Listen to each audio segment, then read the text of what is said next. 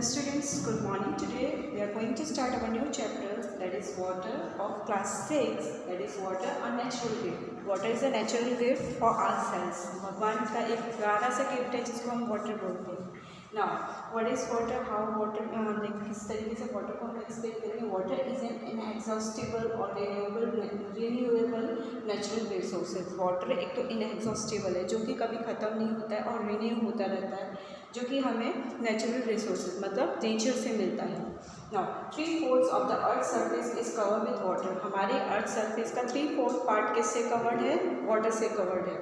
Nearly 70% of our body is made up of water and the rest is solid matter. हमारी body का 70% water से बना होता है और बाकी का सॉलिड मैटर से बना होता है. हमारी बॉडी के अंदर 70% क्या है? वाटर है.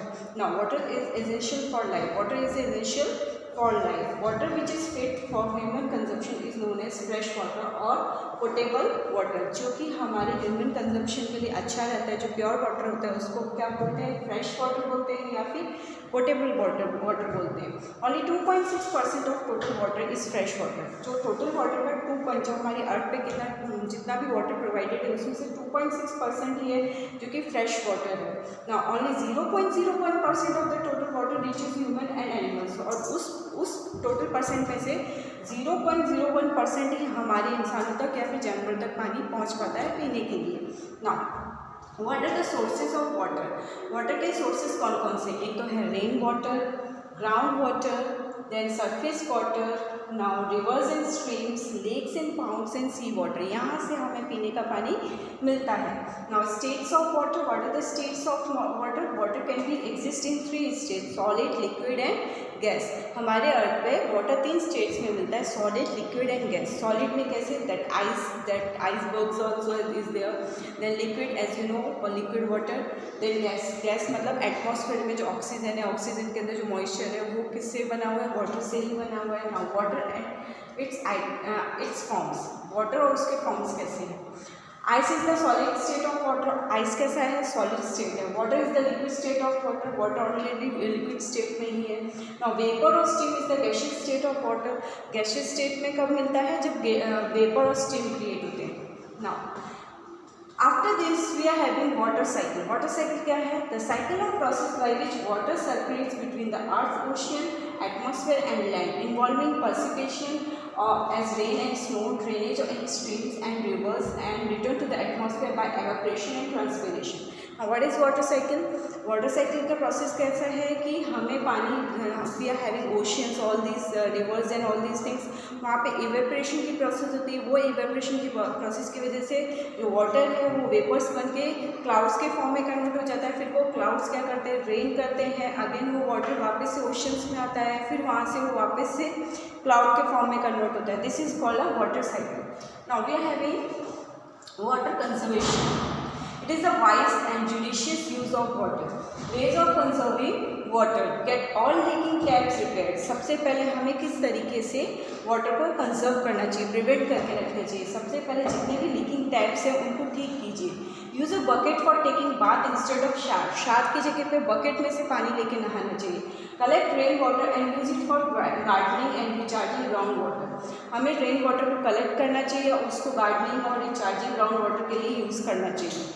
Now wash your cycle cars etc. with a bucket of water instead of pipes. Pipes की जगह हमें बकेट का यूज़ करके हमें जो भी व्हीकल हम वॉश करते हैं उनको वॉश करना चाहिए. Instead of washing the floor use a mop. हर रोज़ फ्लोर वॉश करने से बेटर है कि हम मॉप का यूज़ करें. So these are the ways how we can conserve the water. Now importance of water.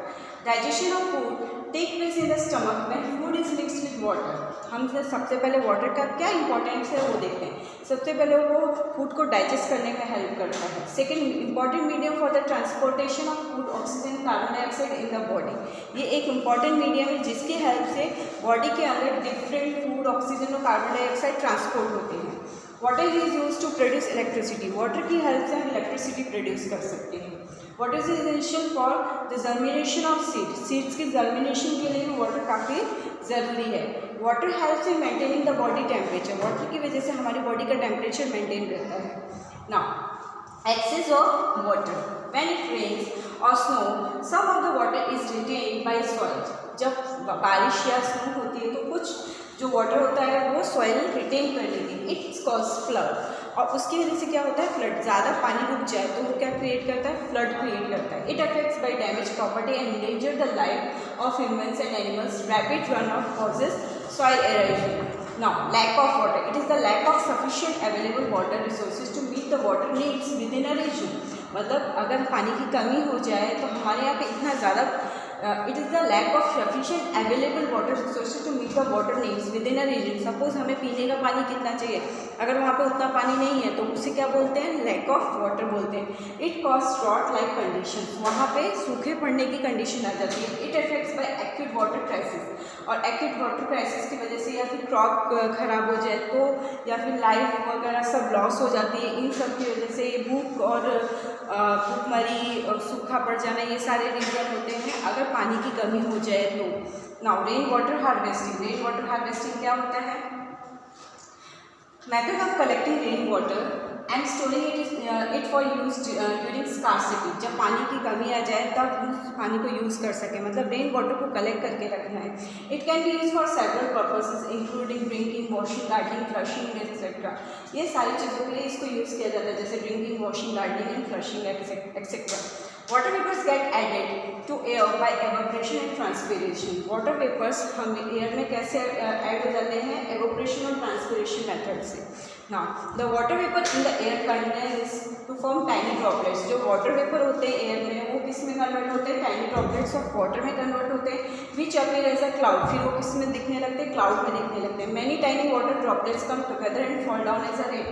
और जब बहुत सारे टाइनी ड्रॉपलेट्स इकट्ठे हो जाते हैं तो क्लाउड बनाते हैं और फिर वो एज अ रेन और स्नो और हेल की तरह यहाँ पे वापस अर्थ पे आ जाते हैं। Rain, hail and snow replenish water in rivers, lakes, ponds as well as soil.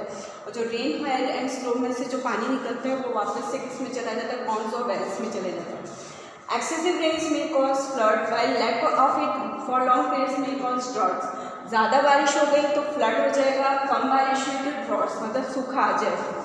The amount of usable water on earth is limited. Earth पे बहुत ही लिमिटेड पानी है यूज़ करने के, so it needs to be use carefully, इसलिए इसको carefully ही use किया जाए। So student, this is the chapter about water, and today I discussed the important about points in this chapter, that what is water cycle, what is water conservation, all these points I discussed in this chapter. So student, till then, bye bye and take care.